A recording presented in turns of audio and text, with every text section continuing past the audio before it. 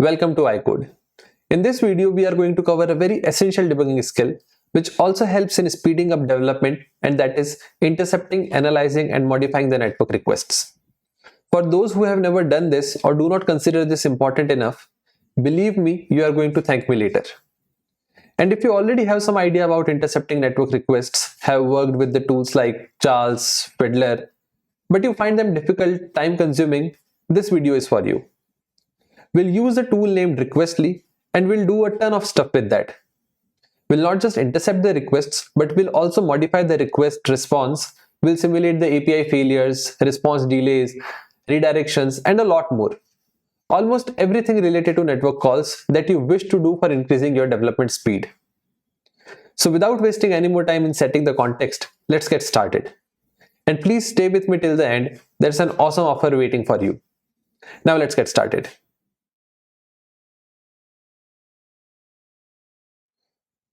Before starting with the how aspect, it is very important to understand the why aspect of anything. Why should we intercept the request? Why does it matter? Where does it help? Answer to all these questions will further develop your interest in this topic. So intercepting network request isn't just a fancy trick. It's an essential part of the development process.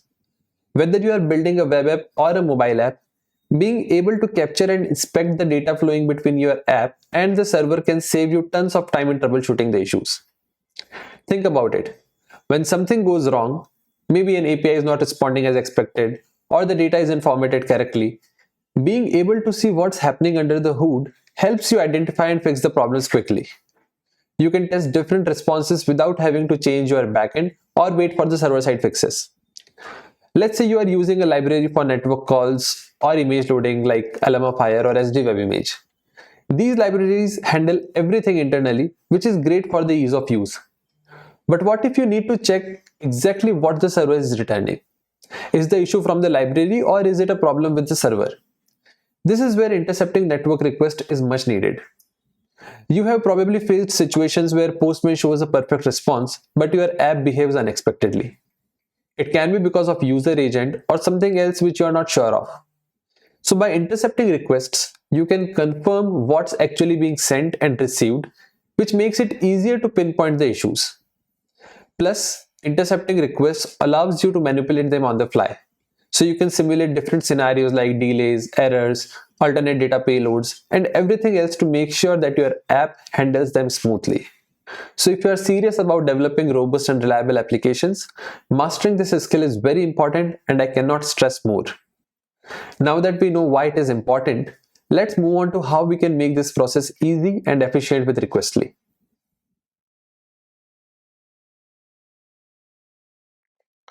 Let's see what is Requestly, because this is the tool that we'll be using for doing everything that we have discussed till now. So Requestly is an open source tool that helps intercept, inspect and change the network request. So be it a web project or a mobile app, we can tweak the HTTPS traffic very easily. You might be thinking about the tools like Charles, Fiddler, etc. I have used all of them and I found Requestly better than all those. First of all, it is very easy to use. Its UI is very user friendly and we can get started in a minute. No need to figure out the complex setup, hidden configs, which is generally the case with other tools. Next, it's open source so we can look at what's happening under the hood. It helps with insecurities. Another good thing is that it supports collaboration. So whatever config I'm using for debugging, let's say I simulated an API failure by some config, by setting some rules, I can share it with my team and they'll be able to use the same just with a click. It's very helpful. Another good thing is the additional features that it offers, like mock server, API client. So we do not need multiple tools like Charles for proxy, Postman as an API client. Requestly can do all that. Let's get started with Requestly now. The first thing that we need to do is install Requestly. So for that, go to the downloads page and install the Requestly. I'll select macOS over here. Once the DMG is downloaded, double click and install the Requestly app. You can move it to the applications directory. Since I'm already having the Requestly app installed, I'm skipping this step, but it's pretty straightforward. Next, we need to launch the Requestly. As soon as we launch the Requestly app, it asks for connecting the device. This device will be the one for which you will be intercepting the traffic. And not just device, you can connect simulator, browser, terminal, or any proxy server for that matter. But for now, I'll connect my iPhone, and for doing that, the steps have been mentioned over here under the mobile apps and browser section. If you want to connect the Android device, you can look at the instructions here. I'll select this one, and this shows me the setup instruction for an iOS device. It's pretty straightforward. All we need to do is enter the IP of this machine on which Requestly is running in the Wi-Fi settings of our app and provide the port on which Requestly is running, which is 8281 by default. So for adding the device, all you need to do is go to the Wi-Fi settings, select the Wi-Fi, click configure proxy and select the manual option. Now we need to enter the IP of our machine on which Requestly is running against server. This is essentially this IP which is mentioned over here, that is 192.168.1.4 in my case, 192.168.1.4, and the port is 8281 which is mentioned over here, 8281. And now that the proxy has been set up, Requestly will be able to intercept the traffic of this device. And before moving on to the interception part, let's install the SSL certificate as well. If you don't know that why certificates are needed, why am I going to install one, you can have a look at this video of mine in which I have discussed about SSL pinning, man-in-the-middle attack, what is SSL, why the certificates are needed, and other things on those lines. So for installing the certificate, let's go on the Connect Apps option again, Mobile Apps and Browser, and under the setup instructions, it has been very clearly mentioned that from where can we download the SSL certificate and how can we install it. So here's the URL, that is http://requestly.io/SSL. Let's hit it in the browser. This shows the prompt that do we want to download the profile, to which we'll allow. This is for iPhone, and now the profile is downloaded. Next we need to go to settings for installing it. Again, all of this has been mentioned in this setup instruction, and I'll share a link of the Requestly itself where the detailed setup instructions have been mentioned. Let's go to settings. It shows me the profile downloaded, and this is the profile that you will see. It will be with the name rqproxyca. Install it, enter your passcode and install it. Now that the profile has been installed, essentially the SSL certificate has been installed, you will be able to intercept the HTTPS traffic as well. In this video, I'm going to use my own app for intercepting the traffic, and this is because of the strict policies of YouTube. So it's better to use what we own, and that's the reason I'm not trying this on any other app, but feel free to do it. With the SSL certificate installed, you can intercept and analyze the traffic of any app which is not having SSL certificate installed. Now let's launch the iCode app and see that what all this tool offers, how can we intercept and analyze the traffic, how can we modify it, and other things that we discussed till now. As you see, Requestly is intercepting the traffic, and we are having the URLs, method, basically all the network requests which are being made from this device, essentially this app, because this is where the apps are mentioned. So if you see the demo Requestly app, which is this iCode app that I created for this video, so this is the traffic from this app, and let me expand this screen a bit so that we can analyze this traffic and explore the other features that Requestly offers. Right, so in this area you will see the requests which are being made, and on clicking on any of them you will be able to see this detail section under which you can see the headers, payload, body. So this is for the request part and this is for the response part. This is the first request which was made, and here I can see all the method, path, host, port, everything, headers, payload. Similarly, if I click on any other request, I'll be able to inspect that as well. So this is again for the request, and this is the response body. If I click on preview, I'll be able to see a prettified JSON format for the response. Alongside, we can also see the content type. So this is basically a JSON response, while these are the request for images. So that's the reason that the content type is image and JPEG. So that is how you can inspect the intercepted requests. Now let's dive a little deeper and see that what else can be done. So the first thing is I'll clear the log and I'll make the request again. We can filter the requests as well. So let's say if I want to look at only the get request, let's say, we can select the method as get. Let's reload and look at the requests again. Now let's try modifying this request. So what we can do is right click on this request and we'll get the options for other things that can be done on this particular request. So one is obviously we can copy the curl, we can copy the URL. We can of course edit and replay the request that we'll see in a minute. But for now, let me try modifying the response body. So when I click modify response body, it shows me the URL, which is a REST API. And if I want to change the response status code, or do I want to change the response body? So for now, let me just clear everything and let me return an empty response. So this is a static data that will be served. Essentially, when the request will be made from the device, Requestly will intercept it, and then it will return this static data, this empty body. So let's see how it is going to work. Let me save this rule, and again I'm bringing back the device so that we can see that how is it looking. I'll clear this and I'll make the request again. Now you see that it's an empty listing because the empty response body is being returned, and this time this request is being shown a little differently. It is having this sea green color, and this shows that which rule has been applied on this. So if I click on this will show me that this particular rule has been applied, and a static data, an empty array is being written from this. So now, since I have used the word rule, let's look at it, that what are rules in Requestly and what all rules can be applied on a request. So when you go to this section which shows HTTP rules, you'll be able to see the rules that you are having, and you can create the new rules as well. So this is the one which has been already applied.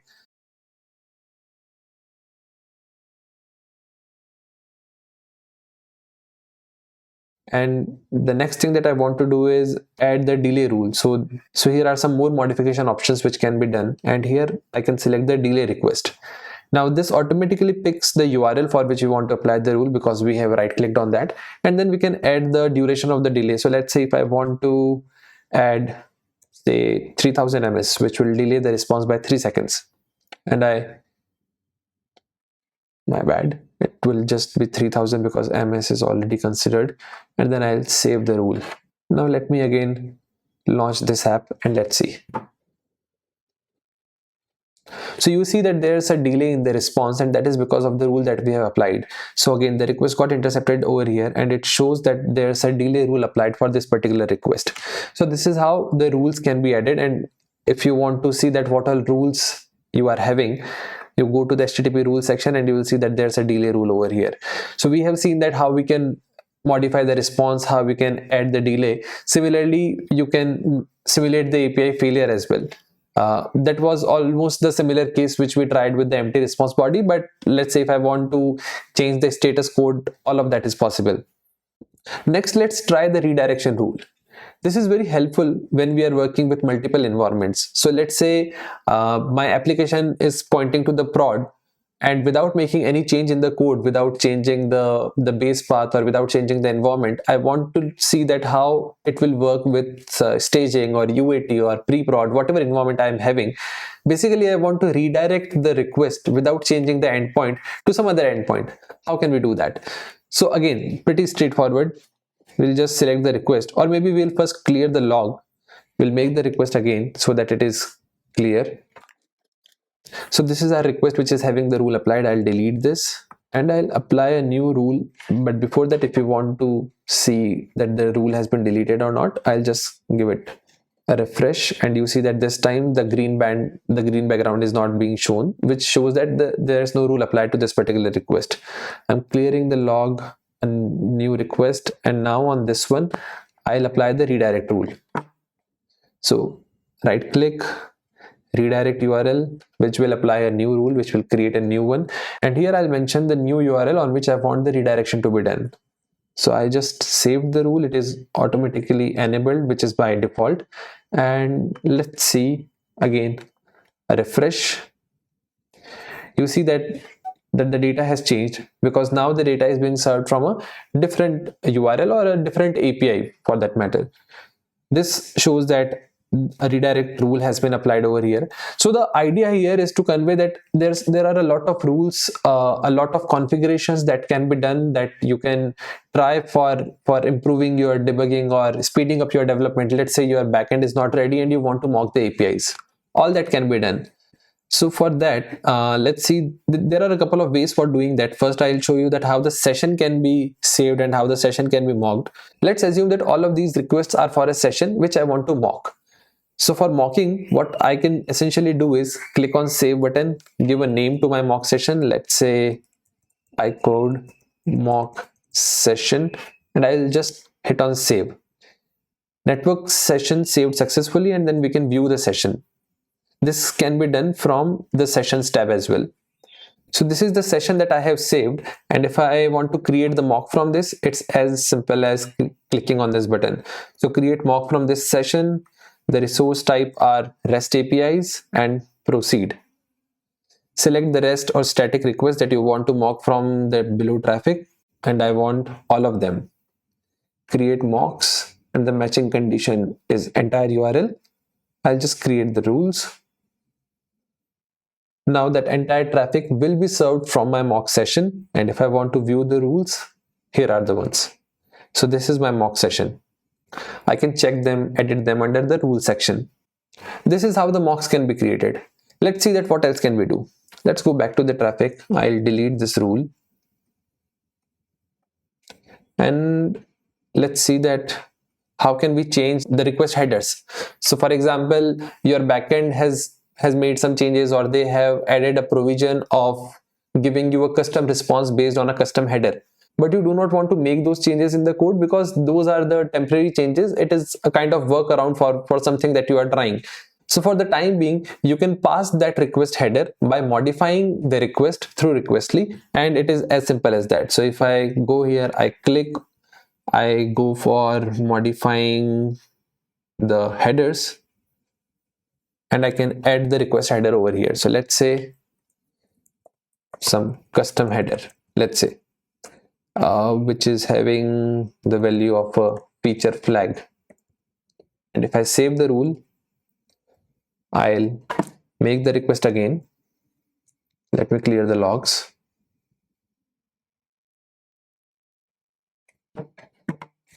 This shows that the rule has been applied, which is for the headers. And let's look at the headers part. So if you see the custom header, which is having a feature flag. So this is how you can add the headers to the request to the response. Now let's say that you want to return a dynamic response instead of the static response based on some query param, or maybe the value of any of the headers. You want to change the response dynamically. That is also possible from the requestly itself. So for example, if I go on modifying the response body, and instead of selecting the static data, we can go for the dynamic JavaScript as well. This gives you a JavaScript function called modify response, and through this you can write your own code and can return the dynamic response based on the conditions, based on the query params headers received in the request, and that opens up a whole lot of possibilities. So it's as simple as, if let's say request headers say custom header is equal to some value, let's say some value, and then from this you can return the dynamic response. You can change the conditions as you want. So this is basically setting up your own backend without actually making the changes, without actually waiting for the backend server side fixes. So again, this is very powerful and that helps a lot. Other than this, you can also return the response from a JSON file which is locally stored on your disk. So you can select the local file. This will clear the existing body content, confirm, and then you can select the location of your file, which will be read, and the response will be returned from that. So this way you can modify the response headers, response body, request headers, request body. You can redirect it, you can delay the response, you can simulate the failures, you can change the status code. So let's try modifying the response status code. So I'll go to the rule section. I'll delete the rules that I'm having. I'll delete this one. I'll delete the mock as well, which we created from the session. And let me try making a new request. Okay, this is the one. And I'll try changing the status code for this one to 400. Let's say a bad request. So modify response body, and here I can change the status code to 400. Let's say bad request. I'll just save a rule, and after clearing the logs, I'll refresh it. You see that the status code has been returned as 400, which we can further verify over here. So the status code for the response is 400. So if you want to verify your implementation, that how your application is going to handle the failures, you can actually mock the failure scenarios by changing the status code, be it 5xx for the server side errors, 4xx for client side errors. You can simulate all those. You can try different permutations, combinations, and can verify your implementation, can debug the issues. So this is how you can modify the request and response. What else can be done? So here you see there's a button for export HAR, and that is for exporting this entire session, entire request, this basically this recording of this network intercepting session. And similarly, you can import the recording as well. So if I clear the logs and if I try importing the session, this is how I can do it. I'll go to the session and here's an option for importing an HAR. I'll click on import HAR. It will ask me to drag a file, which I can do it from here. I'm already having a HAR request logs saved. And you see that all the request, all the traffic which was saved in that session, I have imported it, and now I can inspect it. I can create the mocks from it. I can set the rules on it. I can share it with my team again. All of that is possible. And since we are discussing the collaboration part, how to share the sessions, how to share the logs with the team, how to share the rules, that is where the workspace part comes. So Requestly offers a feature for creating the workspace so that we can invite our team, and whatever rules, whatever config that I am creating, they will get access to it. Whatever they are doing, I'll get access to that, and the collaboration can happen. So if I click here, which is my private workspace, I can go for creating a workspace or joining an existing workspace. And this is how a new workspace can be created. All you need to do is give the name of your workspace. Let's say iCode devs, and I'll create the workspace. That's done. Now I can create the link for sharing this workspace with my teammates, or I can directly invite them, and this is how it will work. So once my team joins my workspace, we'll all be working on the same set of rules. The sharing and the collaboration will be super easy. So this is again one of the good features. And as we discussed in the starting of the video, that there are some additional tools as well. For example, mock server. So from this you can create the mock APIs. This offers an API client as well, which is very similar to Postman. So let's say if I want to try an API which we are using for our mock application, and this is very similar if you are comfortable with the tools like Insomnia or Postman, which are essentially an API client. So here's an API client which Requestly offers within this app itself. So you do not need a separate application for an API client. You can look at the request response, you can create the collections, you can import, and all of that within the same application. So that is about how the rules can be created, how the network traffic can be monitored, how the request response can be modified, the inspection, the interception, all of that can be done. The HAR can be exported, the sessions can be saved. Everything that you see on this screen, I have tried to summarize that. I have tried to walk you through that how you can intercept the traffic and make the debugging and the development process easy. Now let's come to the part, the offer about which I mentioned at the starting of the video. So Requestly is having an accelerator program, and you can join that with this link. I'll mention that in the description as well. And with this link, you will get 6 months of free access to all the premium features. So a lot of the Requestly features are free, but there are a few which are available on the premium, on the paid plans only. And you will get the access to all of them through this accelerator program, which is free for 6 months if you'll go through this link. So please give it a try. And this is not only for the individual developers, but for the teams as well. So you can try enrolling into this program. It's completely free for 6 months, and can try that how collaboration, how sharing of the rules, access to the premium features, how it all works. That's pretty much for this video. If you like the content of this channel, you can consider subscribing. Please share this video with your friends and give a thumbs up if you like it. See you in the next video. Till then, happy coding.